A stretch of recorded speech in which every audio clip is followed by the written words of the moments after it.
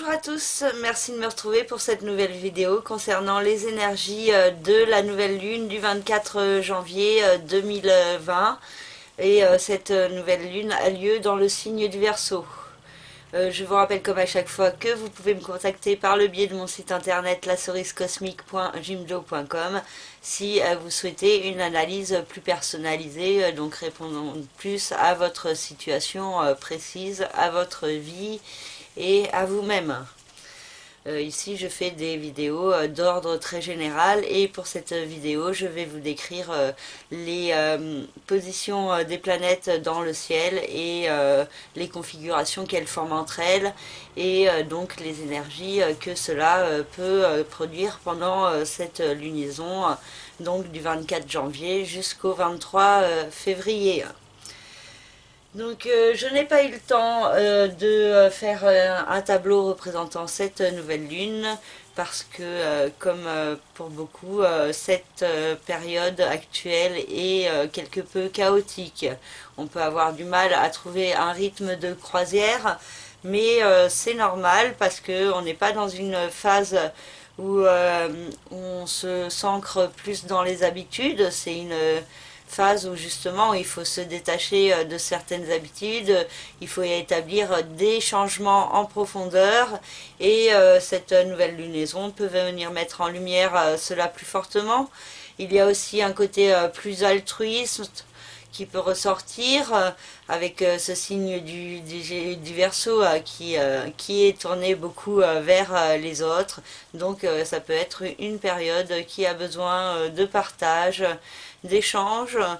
d'idées nouvelles également. Il y a chez certains des coups de génie qui peuvent apparaître. En plus que Mercure est également dans le signe du Verseau et donc l'intellect peut fonctionner à plein régime.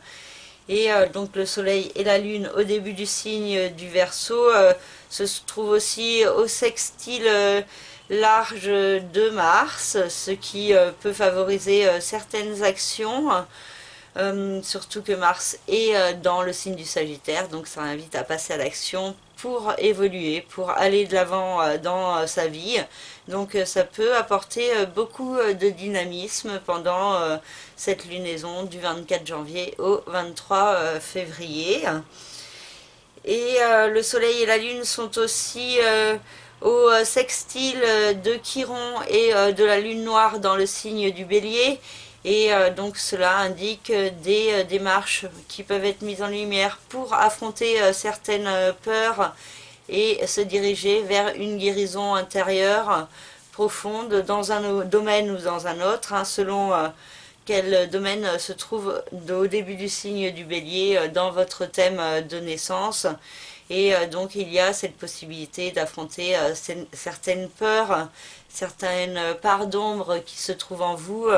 pour pouvoir mieux avancer, mieux évoluer. Et donc il y a l'idée d'une certaine fluidité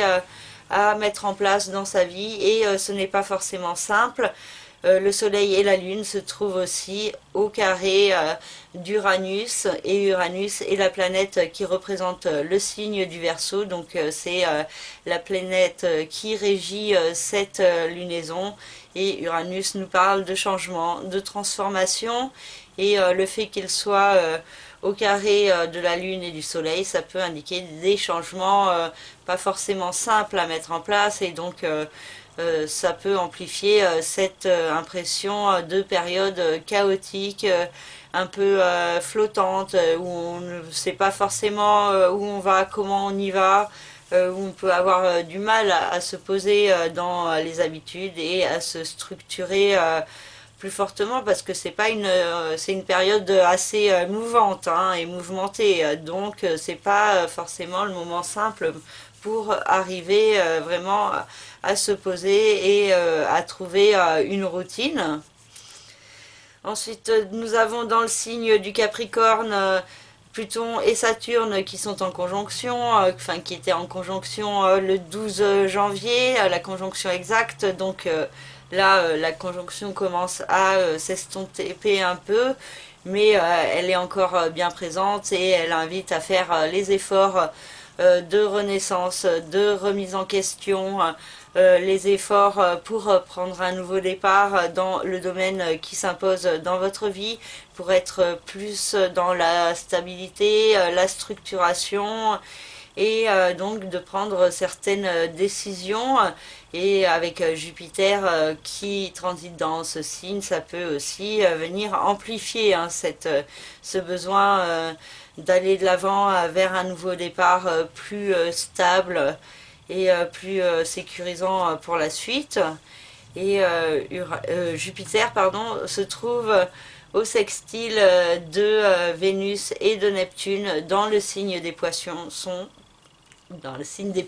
pardon, et cela peut favoriser des opportunités au niveau sentimental, des beaux moments de partage, la possibilité chez certains de vivre un rêve, un idéal concernant les émotions et les sentiments.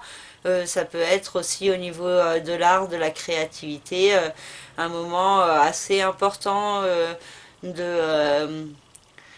perception des énergies cosmiques en nous et autour de nous, et donc ça peut beaucoup passer par l'art, l'amour, la créativité et le partage, et aussi des valeurs vraiment d'altruisme, d'amour et d'amour universel, hein, qui peuvent ressortir plus fortement avec cette lunaison. Mars, j'en ai parlé tout à l'heure, se trouve donc dans le signe du Sagittaire, au sextile du Soleil et de la Lune, et au sextile de Mercure, donc ce qui peut favoriser les actions par rapport à l'intellect, par rapport à certaines choses que vous pouvez comprendre assez rapidement, et cela peut rendre certains assez réactifs. Avec Mars dans le signe du Sagittaire, il peut y avoir une tendance à être un peu excessif dans sa façon d'agir ou de réagir, donc soyez dans un juste équilibre. Et Mars se trouve aussi au carré de Vénus et de Neptune, ce qui peut créer certaines perturbations, une tendance à réagir trop rapidement,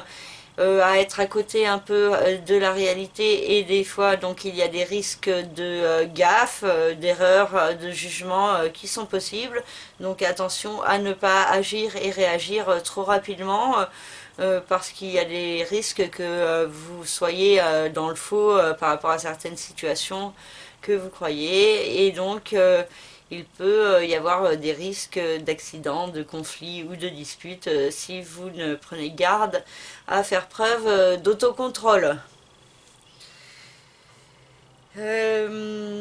Voilà, donc Vénus et Neptune dans le signe des poissons, ça idéalise beaucoup l'amour. Donc chez certains, il peut vraiment y avoir cette possibilité de vivre de beaux moments assez inédits de partage, d'amour, de ressentir à quel point recevoir de l'amour et en donner peut être une source de joie et de bien-être. Pour d'autres, ça peut être au niveau de l'imagination, qu'il y a vraiment cette envie, cet espoir ou ce besoin d'avoir un amour idéal. Donc peut-être attention aussi à ne pas être trop dans une recherche trop grande de la perfection, pardon, et de rester dans un juste équilibre intérieur. Et comme j'en ai parlé vite fait tout à l'heure, Chiron se trouve en conjonction avec la lune noire dans le signe du Bélier, et donc invite vraiment à affronter certaines peurs, à mettre en place certaines démarches pour se diriger vers une guérison intérieure. Et donc cela peut être favorisé lors de cette nouvelle lune. Voilà, j'ai fini pour cette vidéo qui était très rapide, mais je n'ai pas beaucoup de temps, donc je vous offre déjà ça,